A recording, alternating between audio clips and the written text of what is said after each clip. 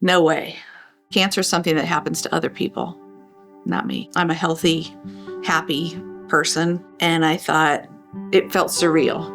And yet, I knew it was true. Inside of me, I knew it was true.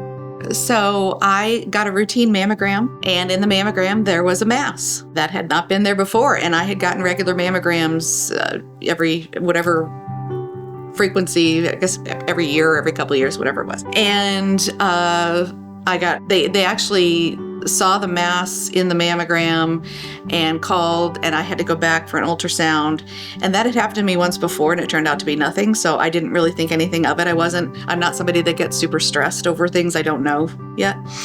And I went back in, and they said, we've also scheduled an ultrasound, or the biopsy for the same time in case we need to do that. They did the ultrasound, and they thought there were actually two spots. One was on one side, one was on the other. And the worst one ended up being where the cancer was. The other one ended up being nothing. So we did the biopsy, and lo and behold, there was cancer, the big C word. And my name is Jeanette Angell. I live in Murfreesboro, Tennessee with my daughters and our chocolate lab. I'm a divorced single mom, and I'm a very proud breast cancer survivor. I remember everything about the moment. And I was stunned. And I remember thinking, how am I going to tell my kids who were 12 and 16? My mind did not go to death or anything like that. It went to what happens now? How do I overcome this? I've always been a very strong person. I can get through a lot. I had no idea how this would change me until further down the road one night while I was in chemo, and my journey was a long one. It was early on, and the chemo was kicking my butt. And I laid on the floor in my closet, and I was on the floor in the closet. I was on the phone with my sister, and she just sat on the phone with me for 6 hours while I cried. And I said, I can't do it. I can't go back tomorrow. I can't do another one. And I cried it out, and I went out and I got into my bed, and my girls came in to say goodnight to me, and I saw their faces, and I knew I could do one more day. I've spoken to a lot of women who've gone through it, and some of them make it an external event, and I made it an internal event. I chose to go somewhere I'd never been before because it was a circumstance I'd never been through. And I realized that true strength is in vulnerability, and I became a different person on the other side of cancer. Yeah, I thought strength was, we can do this, rah, rah, we go, until you're brought to your knees, and you're brought to and I mean stripped of all of your defenses, not only emotionally, but physically. Chemo kills all the rapidly producing cells in your body, so you're dying to stay alive, literally. And that thought was in my head every time. I have my port scar is here. Every time I was getting my treatment, I would look at that IV and know that I was poisoning myself to stay alive. And it was really an experience. And that night that I was referring to, it gives a whole new definition to dark night of the soul. We have all gone through hard times, and each person's dark night of the soul is different, and it's all relative to what you have going on, right? I could not have gone deeper or darker. I wanted to give up. I really did. And I contemplated stopping treatment. Something in me, a new gear, a new something inside, it's absolutely more spiritual than anything, said, you go one more time. Go one more time. And I developed a mantra. I was reading a Brene Brown book, and I took this from her. The mantra is, we can do hard things. We can do hard things. And I put it on my wall. And when I was laying in my bed, I mean, you're propped up and all of that, is, we can do hard things. And I still say it. And I still have it hanging in my art room. I paint, and my paintings before cancer and after cancer are very different. When I did finally tell my children that I had cancer, I told them, and they remember this very clearly, and I've been in remission now for 3 years. They said, Mom, you said there will be a time that you remember as before Mom had cancer and after Mom had cancer. It is a line of transition, of transformation, of spiritual growth, emotional growth, physical change. For whatever reason, I got chosen, and I consider myself privileged for going through it. As hard as it was, you're a warrior. And so many people have gotten a lot from my story, and I hope that whoever watches this gets that from this as well. You are so much stronger than you think. You don't even know how strong you can be until you have no other option. Use whatever it takes to get you through. I looked at my kids' faces, and that was all I needed. I want to be there. And it still brings up all the emotions for me. I could cry in a heartbeat because I'm so proud of myself. I made it. I did it. And I surrendered to the process while not giving up the fight. And that's what I mean when true strength is in vulnerability. It's in allowing yourself to be seen. It's in allowing yourself to be helped by your community, by your village, whoever that is. My girlfriends came out of everywhere. They had to drive me to chemo.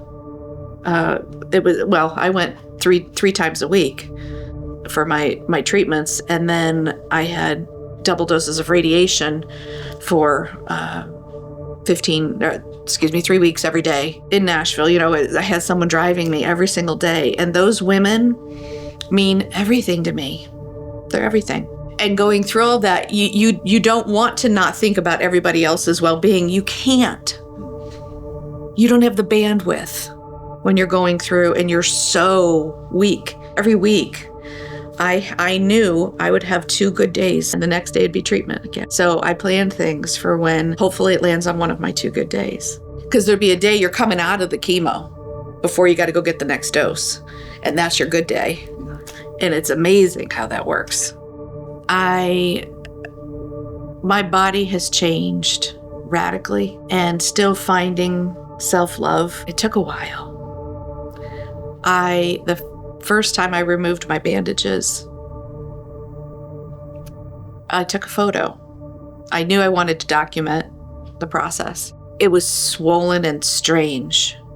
And I remember thinking it looked plastic. My body looked weird, like a plastic of a Barbie doll. It was strange. And I couldn't believe how many stitches, because I had both breasts done. It's all the way under, and they call them anchor. It's like an anchor. I am so proud of my scars, and now I wear them like a badge of honor. There was a point when my port scar was healing, and I thought, maybe I'll get a tattoo. I don't have any tattoos, but I thought, people do that. And then I thought, I don't want to change a thing. I love myself. I'm so proud of who I am and who I've become on the other side. Was it painful? It was incredibly painful, but I'm more Jeanette than ever before. And walking and stepping into myself and my authenticity, it freed me to move beyond the minutia, the mundane, the unimportant things, to step into my life's purpose, who I am, where I'm going, what I'm doing. Do I take all the right steps? No, nobody does. And that's part of the learning process. That's part of growth. It's part of being vulnerable. Again, that's where the strength is, letting yourself go there. My perception of beauty in men and women and children and the aging is that I see nothing but beauty in you when I look at you. Nothing but beauty. You are perfect exactly as you are. I'm perfect just like I am. We're growing from infants to children to teens to early 20-somethings, and your skin is great and your muscle tone is great and everything, And then you go through cancer and everything dries up. Your mouth is dry and you're taking spray to just bring wetness to your mouth, and everything is radically different. And by the way, post chemo, my taste buds still aren't the same. My palate changed. There's grieving. that goes through the change of a body, whether you have a mastectomy or you don't, and you have a lumpectomy, or I had bilateral oncoplasty reduction so that they matched. What I have left is mine. But my doctor, if you can recommended that, if you can do that, it's great, because there's still something to scan going forward. When they're gone, there's nothing left to scan, really. The first person who walked in the room was a nurse practitioner. And she said, "I'm so sorry that you have to be here." I was so stunned by her compassion. If I saw someone who had just been diagnosed, I would meet them with the same compassion that I was met with, without knowing what was in front of me. I've never really connected with why they call breast cancer patients survivors. And you realize what you're in for. You realize what you're signing up for. You realize on some level what's going to happen. So if I were meeting someone who recently has been diagnosed, and I speak to everyone when I say, if you have recently been diagnosed with breast cancer, I love you. You're going to be okay. You're enough. You're going to be okay. And I would hug them and I would cry with them, because it's hard. It's a hard journey, and I can't sugarcoat that. It's hard, and it's worth the fight. You are worth the fight. And I was worth the fight, even when I thought I wasn't. And I have every day, every step of the way, you got this. You're going to be okay. It's going to be okay. It will pass. And man, when you're in it, it feels like it's not gonna. It's so easy to get sucked down. And so if I was meeting someone today, that's what I would say. And get yourself a pillow for your seatbelt. I had a friend made me these little pillows, and it had a Velcro strap, and it went under here because the port is right here. And when someone's driving you, your seatbelt goes this way, and my port was on this side. And I would say, get that. There's some practical things that I would say. I used a calendar, and I would check them off on the calendar. And that helped me know week by week by week. And again, my journey was a little different than most people's journey because of the kind of breast cancer I had. Mine was a year, and most people's treatment is about 12 weeks. So it's really different. I had a really long time in front of me. I did ring the bell at the radiation thing. Part of me felt like, why bother ringing the bell in a way? I still had such a long journey to go. I didn't feel like celebrating. It was actually bittersweet for me. It was great that was done, but I still had months of journey left. I will say that when I finished chemo, I actually got to skip my last dose of the medications because I was developing terrible neuropathy in my hands and feet. And this particular day, my daughter came with me and drove me. She was 17. And or almost 18, whatever. Anyway, my daughter was with me, and they said, actually, today you're going to be done. After you finish your treatment today, you're done.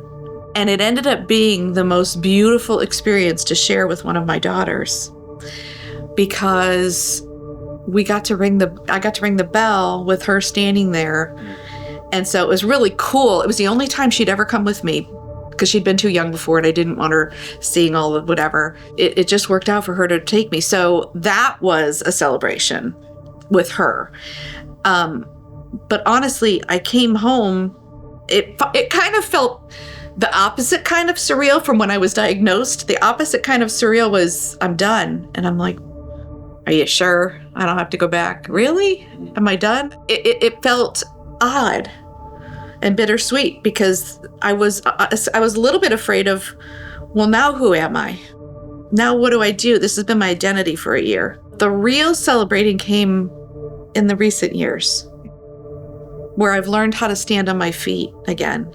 My type of cancer was fed by, this is what the triple positive, it was fed by my hormones and the HER2 protein.